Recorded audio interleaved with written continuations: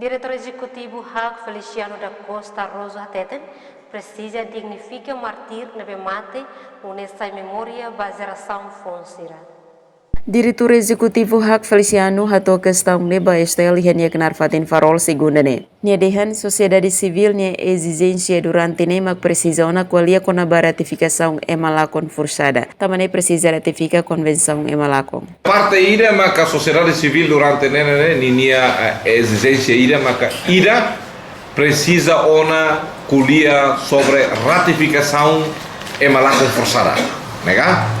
Hauneng a convenção ida na bem maka precisa tu ratificar né convenção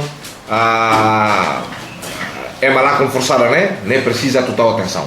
Nia dehan convenção nebe precisa ratificar emalakon forçada né precisa tahu atenção. No agora mos PDH Zota prepara hela esboço atu submete. Também Ministério competentes precisa hare. Emerenciana Pinto, STL News.